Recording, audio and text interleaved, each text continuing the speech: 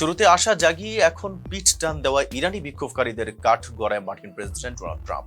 আন্দোলনের শুরুতে সহায়তা আসছে এবং যুক্তরাষ্ট্র লকড অ্যান্ড লোডেড বা হামলার জন্য প্রস্তুত এমন সব গরম বুলি আউড়ে ট্রাম্প ইরানিদের রাস্তায় নামতে উৎসাহিত করেছিলেন। কিন্তু ঠিক যখন রাজপথ রক্তে রঞ্জিত এবং হাজারো মানুষ হতাহত, তখনই সুর বদলে ফেলেছেন তিনি। ট্রাম্পের এমন আকস্মিক ইউটার্নকে এখন স্পষ্ট বিশ্বাসঘাতকতা হিসেবে দেখছেন দেশটির সাধারণ মানুষ। বিক্ষোভ দমনে যখন ইরান সরকার ইন্টারনেট বন্ধ ও নিরাপত্তা বাহিনীর কঠোর অবস্থান বেছে নেয়, তখন ট্রাম্পের মন্তব্যে ভরসা করেই অনেক ইরানি ভেবেছিলেন মার্কিনী সামরিক হস্তক্ষেপ আসছে।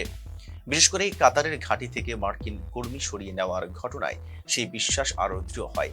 কিন্তু সবাইকে অবাক করে দিয়ে হঠাৎ ট্রাম্প ঘোষণা দেন ইরানের নেতৃত্ব তাকে হত্যা ও মৃত্যুদণ্ড বন্ধের আশ্বাস দিয়েছে। একই সঙ্গে তিনি ইরানের সামরিক পদক্ষেপ না নেওয়ারও ইঙ্গিত দেন। যারা ট্রাম্পের উপর ভরসা করে জীবন বাজি রেখেছিলেন, তাদের জন্য এই ঘোষণা ছিল বিনা মেঘে বজ্রপাতের মতো। তেহরানের ক্ষুব্ধ বাসিন্দারা এখন সরাসরি মৃত্যুর দায় চাপাচ্ছেন ট্রাম্পের কাঁধেই। টাইম ম্যাগাজিনকে দেওয়া সাক্ষাৎকারে এক ব্যবসায়ী বলেন, এই 15,000 মানুষের মৃত্যুর জন্য ট্রাম্পই দায়ী। তার ওই পোস্ট দেখেই মানুষ রাস্তা নেমেছিল।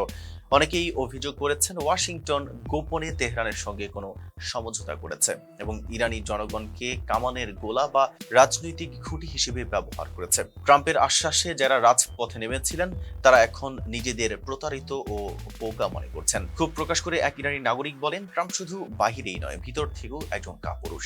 তিনি আমাদের পায়ের নিচ থেকে মাটি সরিয়ে নিয়েছেন।